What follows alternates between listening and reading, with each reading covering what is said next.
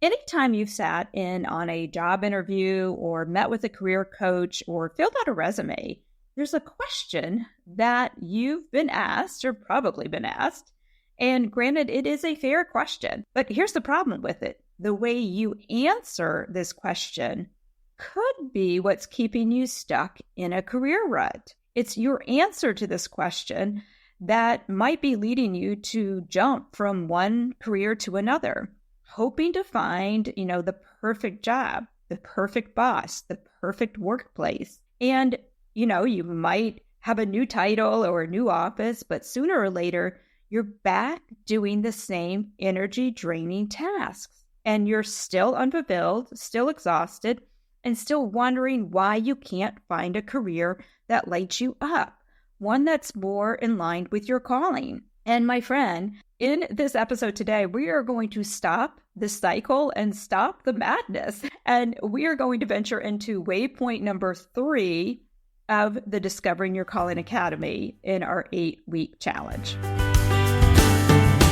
Welcome to the Discovering Your Calling podcast. I'm your host, Sherry Miter. I'm here to help you unleash your strengths and get clarity on your calling. I believe when you find your purpose in life, fulfillment, joy, and success will follow. If you're ready, pop in those earbuds, hit that follow button, and join me on this journey toward discovering your calling. So, have you ever experienced this scenario of career hopping? And if not you, I'm sure you probably know a job hopper. It's when you're constantly changing jobs, looking for that perfect career. And obviously, it could be from any of many things. In fact, it could be from one of the 8 steps in the Discovering Your Calling Academy that's missing. But often, this job jumping cycle is caused by how you answer that seemingly innocent question. Now, you're probably wondering, okay, Sherry, what is this question? And I am going to get to that in a minute. But at first, let's talk. I want to share a somewhat embarrassing story. This happened to me recently, and I call it the wasted day. And, years ago, when I first started, say years ago, 4 years ago, makes it sound like 10 years ago, 20 years ago, but 4 years ago, when I first stepped into this new career change for myself, I made the mistake many new entrepreneurs make. And that was I spent a lot of money on a customized website. I hired somebody to do this for me. And it was built upon that first brilliant business idea I had, which was uncharted entrepreneurs. I was working with entrepreneurs and be a more strategic partner for them. And it was a beautiful website, but within a year, I shift focused and I decided I wanted to rebrand and focus more on leadership.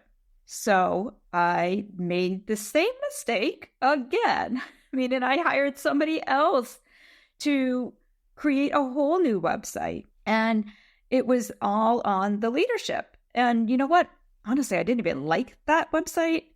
But not even 6 months later, 18 months later, a year later, at the most, I realized this wasn't really the right direction for me. And I decided to rebrand again. And this is when I finally figured out that my calling is helping you find your calling. Now, there was common thread in there. It was all about strengths and stuff. But each time, the website needed to be redone. Now, at this point, I'd finally learned my lessons. I am not going to pay another website designer to revamp my website again. So I decided I could do this myself. I could learn the skills needed. I figure I'm smart, I'm creative, I'm fairly tech savvy, that I'll just do this. How hard could it be? And my plan was pretty simple. I decided I was going to just block out an entire day and knock out this brand new website. I had bought this $99 DIY website program. I signed up for a new server and I dove into watching a bunch of YouTube tutorials. But here's what happened. By the end of the day, I was just completely drained. My head was pounding, my energy was gone. And by 7 p.m., I'm like, what am I doing? What a wasted day. I immediately canceled that new server, got my $99 refund, and just went in, made a few tweaks to my existing website, and decided it would just have to be good enough until I decided I was ready to hire someone with the actual expertise. Now, could I have done it? Sure. I could have spent days or even weeks learning the skills needed to build that website. But here's the thing, it didn't bring me joy. In fact, it did the opposite. It sucked the life out of me, leaving nothing for the things I truly love, like working with people like you, my clients, writing, doing a podcast, spending time with my family. And I had to remind myself in that moment, something I tell my clients all the time. It's just because you can do something doesn't mean you should. And that's what we're talking about in today's episode and on this Waypoint. It's about the skills. And maybe you feel like this every day at your job, how I felt that one day, that you've gotten proficient at your job, but it's not fulfilling you. It's not sparking joy. And you're going home exhausted and tired and miserable, and you have nothing left to give your family, your hobbies, maybe searching for your career, your ideal career and calling. And here's where things get really crazy, my friend, is that this is a mistake I see people make over and over again when searching for a new career or creating their calling. And this mistake happens when and how we answer the question that I spoke of earlier. And often we've done this with the guidance of career coaches that should know better. But here's the thing, if you don't think it through, it's an easy mistake to make. And what is this question that I'm talking about? It's that question that's asked all the time. What skills do you have? You've probably been asked that for your current job. Maybe you were asked that when you filled out the resume. Maybe, again, if you worked with a career coach, they've asked you that question. Now, there's nothing really wrong with the question itself. What's wrong is how we answer the question. Because what I see happen a lot is we answer the question without really thinking about the skills we're about to tell somebody we have. And we don't keep in mind that just because we're capable of doing something, even if we're good at it, it doesn't mean it's your calling. Because when somebody asks us this question of what skills do you have, we normally excitedly rattle off all the skills that we've learned over the course of our life, which can be a lot. But we don't stop to think that, wait a minute, that skill is actually what's draining the life out of me right now. And you just told somebody else that that's a skill you have. So now they might hire you to do that same skill again.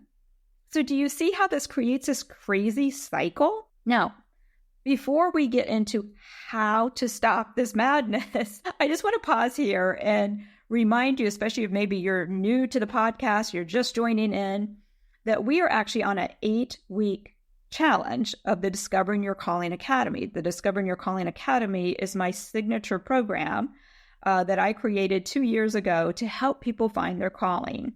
And we're currently on Waypoint number 3. That's what we're going to be talking about today. And it's all about skills, but not just any skills. It's skills that energize you. And I'm going to give you the steps on how to figure that out so that when you are asked that question, your answer is insightful and it's the right answer that will lead you towards that career that's more in line with your calling, or will lead you to decide that, hey, I need to just go create my own career and start my own business. And as we're journeying on this 8-week challenge, again, a reminder that each waypoint or phase is leading you toward a bigger picture and completing what I like to call your calling puzzle. And I want you to imagine as we go through these phases that you're holding a big basket. And with each activity that you do and each lesson we go through, that you're just collecting these clues and you're dropping these pieces of the puzzle into your basket. Now, some of these pieces are definitely going to be key puzzle pieces for you. Others may even be the wrong puzzle for you, and we'll toss those aside later.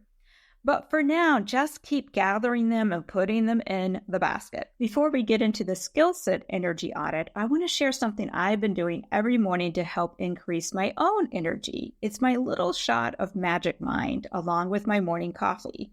Magic Mind is a mental performance shot that contains a variety of natural ingredients, including ceremonial matcha, which is the highest grade of matcha, I've heard, and vitamins B2, B3, and B12. And this little green shot that I take every morning not only helps me with focus, but it keeps my energy up all morning without the caffeine jitters.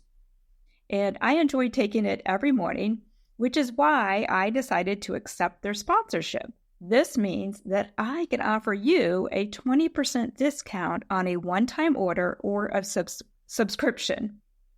But I advise you, check out all the ingredients for yourself and see what you think. It's a great way to get a natural boost without sugar in the many energy drinks that are out there.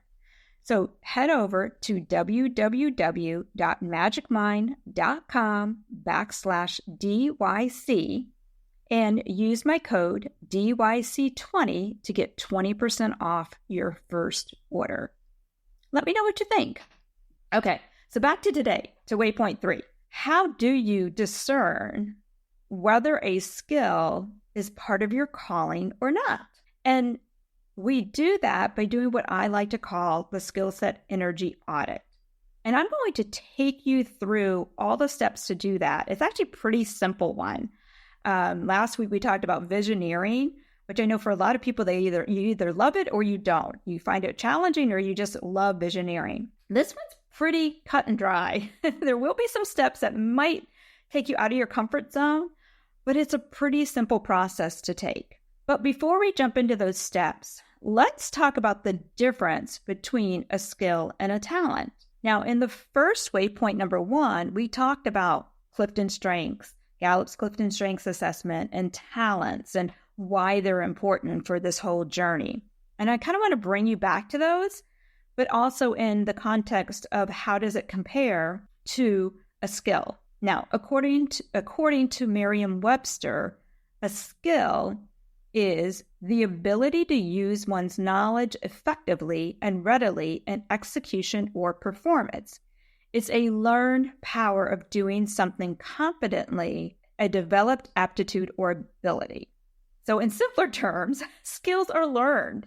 You could develop them with time and effort. On the other hand, when we look at Gallup, how Gallup defines talents, they say talents are naturally recurring patterns of thought, feeling, or behavior that can be productively applied. So basically, talents are something you're born with. They're part of who you are. I like to call it your talent DNA. And when you combine your natural talents with knowledge, skills, and practice, that's the investment part of talents, over time, you turn those talents into your superpower strengths. So the magic formula is talents times investment, which has to do with learning skills, equals strengths. And Gallup defines a strength, and how we're going to define it through this course is the ability to consistently provide near perfect performance on a specific activity. So near perfect performance, because when we can work within our strengths, that's where we find true fulfillment. So let's wrap this up here before we jump into the energy audit. Talents are inborn. They're unique abilities. They're often hidden until they're brought out in the right environment. And I believe these are God-given gifts that each of us has, a specific set of talents that are unique to us. And in fact, Gallup shows that the chances of someone else having the exact same top 5 Clifton Strengths themes as you in the exact same order is 1 in 33 million. So these are very unique to you, whereas skills are learned. And with enough time and effort, anyone can develop a skill. But remember, just because you can do something doesn't mean you should. And again, this is where many people go wrong with career searching, that when searching for that next job, they highlight the skills because they're easier to explain, basically.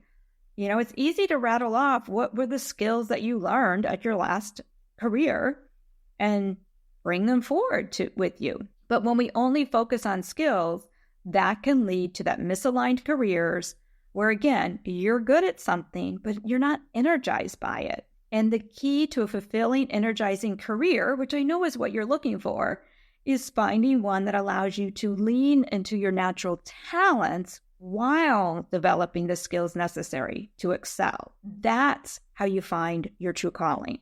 And again, your talent DNA is unique to you. So this means that even if someone else learns the same skills as you, no one will approach those skills in the exact same way. Your unique talents shape how you use and apply those skills. So, for instance, in the book, I share how one of our students wanted to start a running club. And she wanted to take the approach of helping people get women over 40 get off the couch and just start using running more as a therapy, more as a mental well-being. And that was kind of the approach she took. She's, higher in empathy and relationship building. And she really wanted to just help these women just have better longevity for their life and just realize that by exercising a movement, they're going to feel better mentally and physically. So she's going to take her natural talents and teach the skill of running in a different way versus someone else who might be have natural talents that are more competitive and love learning and input, where they love to just take all the information they've ever learned about running and share it with others. And because they're highly competitive, they're naturally going to attract others who are highly competitive. So their approach may be working with that competitive runner, whether it be high school, college, or the next, Olympian, and teach them what they know about nutrition and form and speed and weightlifting. So they're going to take a whole different approach that aligns with their natural talents. Now, both of these coaches may be teaching the exact same running skills and using the same skills that they've learned for running, but they do it in a different way that aligns with who they are and their natural talent DNA. So does that make sense? I hope so. But just remember, your natural talents influence how and why you do something. Now, you may be thinking, well, life experience also plays into that scenario. Absolutely. And we will be diving into that very, very soon in the Discovering Your Calling Academy Challenge. But today, we're just really honing in on the skills. And remember, skills can be learned, but your talents are what make you you. And they're what will guide you toward that career you love. So as you identify your skills, and most importantly, the ones that you enjoy and will energize you, which we're going to get into in a minute, remember not to lose sight of your talents. They really need to be worked together. So are you ready, my friend, to discover what those skills are that can help lead to your true calling and how you should answer that question of what skills do you have? Okay, I hope so, because now we're going to jump into this self-work portion of this waypoint, and that's how to do an energy audit. Now, if you listen to the very first kickoff podcast episode, you know that I said to get the most out of this challenge, you need to invest the time and energy to do the work. And this is the work that will help you determine and discern which skills will lead you to your calling. So there's 4 steps we're going to go through here. The first step is step 1 is just what I call creating the skills brain dump. And if you grab your notebook or if you've downloaded the Discover Your Calling workbook, you're just going to brain dump some thoughts. And I have 3 questions I'm going to help you go through, and then 1 action step to take in regards to the brain dump. So question number 1, and again, just like we did with some of these other steps or other questions in the last episode, I recommend you just kind of listen right now and then come back and really spend time on each of these questions. So you can just write down the question and then come back and really answer them when you have more time. So question number 1 for the skill set brain dump is, when was the last time you experienced flow? Now, flow, if you're not familiar, is that wonderful state when you get so absorbed in what you're doing that time just flies by, and in a really good way, not in the way I had experienced when I was trying to do my website. Time flew by, but it was not flow. So it's when you're working on something that's just so engaging that, even stopping to eat or, go to the bathroom is like an unwelcome interruption. And when you're all done, you're thinking like, when can I do this again? So what were you doing the last time you experienced flow? And it could be work-related, a hobby, something at home, anything at all. Volunteering. So what were those things if there's more than one? So when was the last time you experienced flow? What were you doing? Question number 2, what activities bring you joy and you wish you could do more of them? So think about those activities that just light you up. And when you think about doing them, you can't wait to, something's coming up. Maybe on Friday, you have the day blocked off to do this activity and you're so excited about it. Or when it's all done, you stop and think, when can I do that again? And it could be as simple as reading a book, hiking, cooking, a project you're working on, in your current career or that you've done in the past in a career. It could be something creative, learning new things, spending time in nature. So what are those activities that bring you joy and you wish you could do more of them? And again, it can be career at work or past jobs, or it could be hobbies, anything at all. Then question number 3 for our brain dump. What do your friends ask you to help with? What do your friends recognize in you? What's that thing that they're always asking you to help? Is it organizing their home? Is it decorating? Is it simply just listening?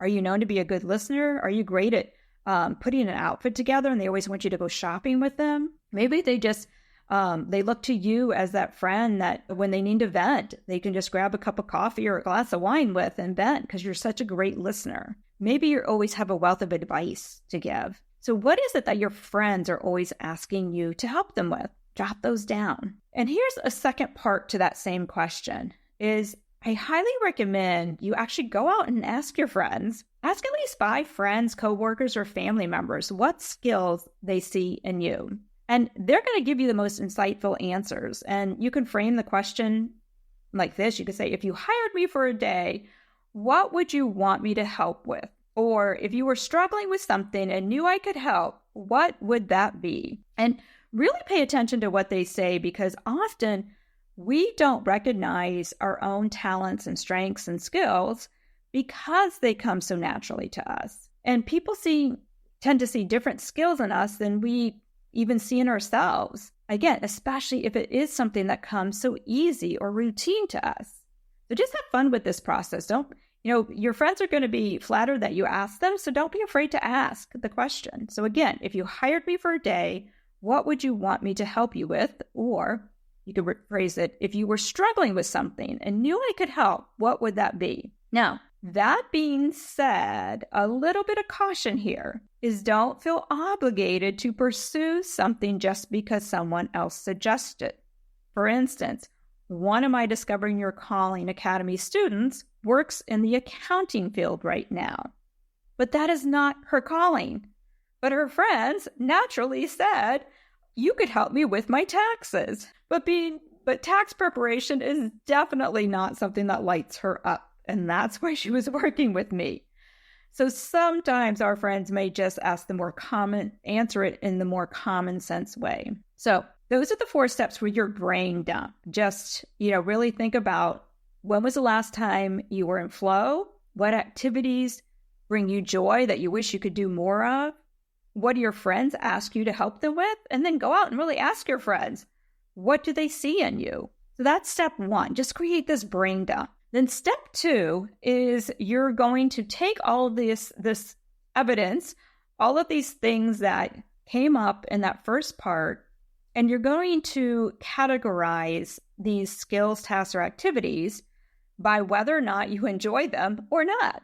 And really take a hard look at this. And take a look too at all the skills that you've even done at work that you're currently doing. Do you enjoy this?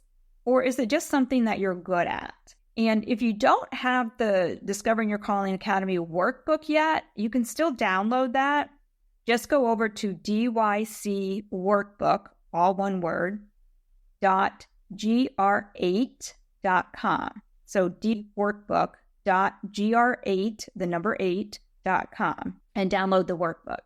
Because there's a page in there where you can actually categorize these under those 2 boxes. Do you even enjoy this, or is it just something you're good at? Then you're going to pick 5 of the skills in that box of enjoy for the energy audit. And the energy audit is just simply where we pay close attention to what activities actually energize us and what drain us.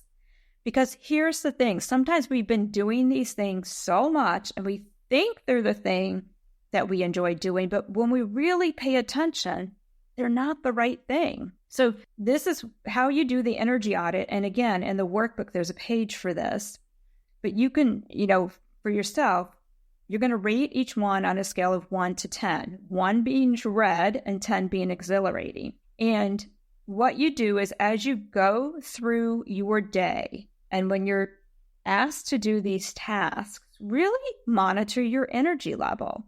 Does it align with, you're exhilarated, it's super fun? Or are you drained before, after, during doing this skill or this activity? And just pay attention to how you feel. Then step number 5 is just highlight what stands out to you. Which skills align with your natural talents and energize you? These, my friend, are the big clues to your calling. So look back at that page, circle, highlight, make note. Again, what skills align with your natural talents and they energized you? So that's how you do this energy audit. So again, I'll run through these steps real quick. You're going to do your skill set brain dump by asking, going through the different questions and asking your friends about things and really, thinking about what are the skills you do all the time, the activities you do all the time. Step 2 is you're going to categorize them. Do you enjoy this, or is it just something you're good at? Step 3 is you're going to run the energy audit. Step 4 is really paying attention to it and highlighting what stands out. Step 4 is to really monitor each one with the 1 to 10. Step 3 was to select the 5 for your energy audit. Step 4 is then to rate each one on a scale of 1 to 10. And step 5 is to highlight what stands out to you. Now, during this exercise, I often get asked, is it a hobby or your calling? And briefly, in a nutshell, again, we have to really discern here, because sometimes there are things that we're good at and we enjoy doing, but it doesn't mean they're our calling. Like, for instance, I love to cook, but I don't want to own a restaurant because the rest of the work that comes with managing a restaurant would not bring me joy. I'd rather keep cooking as my hobby for my friends and family. So it's really just being discerning on whether or not turning a hobby into a career makes sense for you or not. And again, it would be looking at all the skill sets and tasks and activities that go along with what would happen if you turn that hobby into a career. But sometimes it is the right answer. So I know it's kind of confusing, but it's really just being discerning and real with yourself. So as we close out this episode, I want to remind you that these exercises are just designed to raise your awareness and gather those puzzle pieces that will guide you toward your calling. And some key takeaways before we move on from this waypoint is number 1, remember, just because you can do something doesn't mean it's what you're meant to do. Number 2, keep your Clifton Strengths talent themes in mind. And remember, even if you enjoy a particular activity, if it doesn't align with your natural talents, it won't provide long-term satisfaction. You will eventually grow restless, anxious, or unfulfilled. And number 3, the next time someone asks you, what skills do you have? Make sure you rattle off the ones that you not only do well, but the ones that energize you. Now, once you've done this energy audit, I would love for you to pop over to the Discovering Your Calling Academy Challenge Facebook group and share your results. Let's see what popped up, what came up for you. And of course, if you have questions, feel free to post them in the group. And moving forward, each Friday, I will go in and answer any questions anybody has about that week's waypoint. And you can join the Facebook group at facebook.com/groups/DYC challenge. All of these links I'm mentioning are in the show notes. Now, next week, we will be taking a trip down memory lane for Waypoint number 4. And also, one last reminder, too, is that if you want to upgrade for the Discovering Your Calling 8-week challenge for the VIP coaching experience, there are still a few limited spots for that. And inside there, you get your free Clifton Strengths assessment, 2 coaching sessions with me, one about strengths and one at any point for any of the other waypoints, or maybe just to coach some coaching on mindset issues keeping you stuck. And you can check that out at bit.ly, so bit.ly/DYCVIP. Okay, my friends, thanks for listening to this, and I hope you will take the time to go back through this energy audit steps and really spend time on it. Ask your friends the questions and really find out what are the skills that you should be moving forward with you as you work on discovering your calling.